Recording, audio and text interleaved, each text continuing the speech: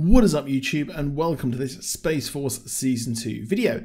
Now we pick up after last season when Ned disobeyed orders and the Chinese and Americans sabotaged each other's bases on the moon, leading them to have to cohabitat, and we also had him pick up his daughter from the desert. I think it was a desert, but anyway, we have that. But we start off in Season 2 with pretty much all of the conflict from last season, all of the cliffhangers on the moon, with his daughter, his wife, all essentially wrapped up, and we saw none of that. Moving into them have to have a committee meeting to justify Space Force still existing after everything that happened last season. Now, Grabaston is of course stripped of his rank and, well, career, as Ned is given one more chance to run Space Force, but their budget is ridiculously slashed, meaning they can't do anything, partly punishment, partly due to the new administration.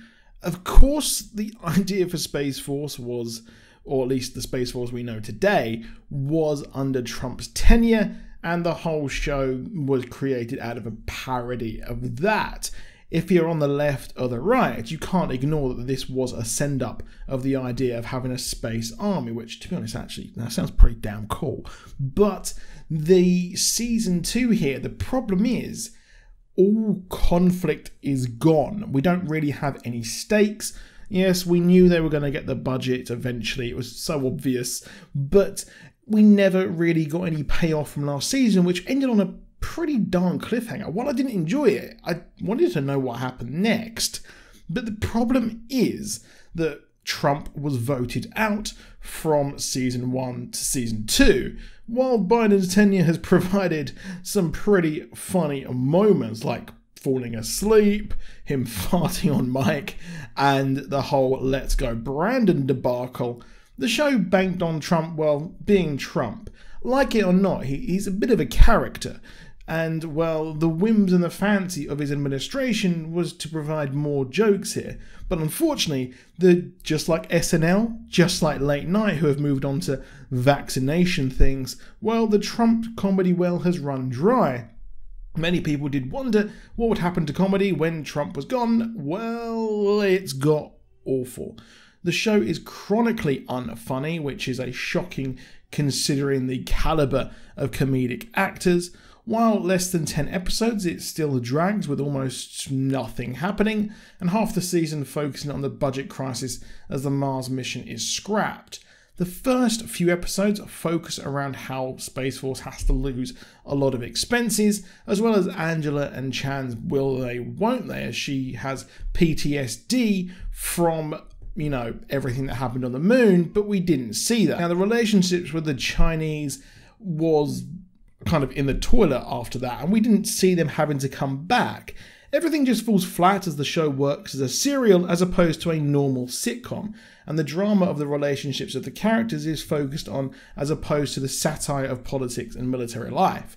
Now, Ned's daughter is always around, and I think they realised that when they got to the latter half, when she was given an internship at Space Force. Each opportunity for a send-up is lost as the team having to work on the Europa project. With the comedy of the cultural differences and, you know, space, it turns into a prank war, and we even get a Robot Wars episode, which was largely forgettable.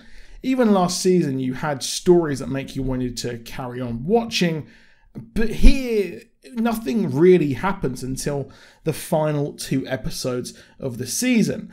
Like SpaceX and Angela and Chan's relationship is on a knife as the power goes out and the Russians are blamed for hacking them as a whole satellite goes out of orbit, as Angela is forced to come with it, and each one of the characters and people in Space Force are forced to try and actually do things and not be the comic relief. They have to, you know, do the jobs they would have in real life.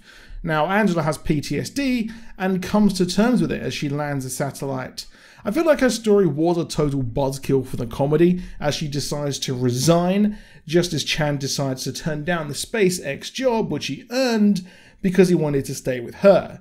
But weirdly, she simply decides to stay as she heads to resign. She actually got a letter saying she was going to have a promotion for what she did with a satellite. Now, of course, we get the funding carry on, and, well, they're given access to the Hawaii telescope as they see an asteroid.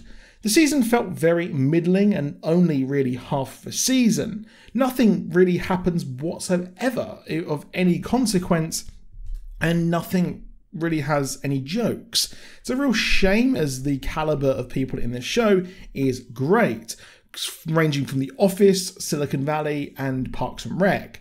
Now, Maggie being back in jail after this season felt very forgotten, as it was like, oh, she's here, yeah, she's back in jail, that's that.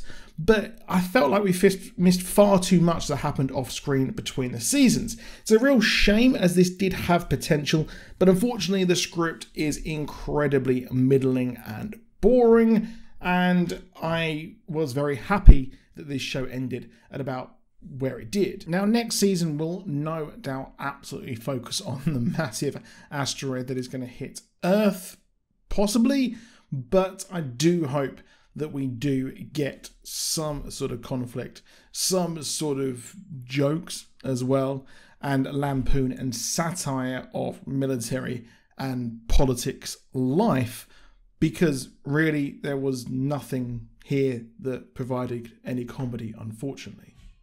Of course, you may like it, but we are all very different. So let me know what you think down below. Please do drop a like if you enjoyed the video, and subscribe with notifications on if you want more from us, and I'll see you soon, and goodbye.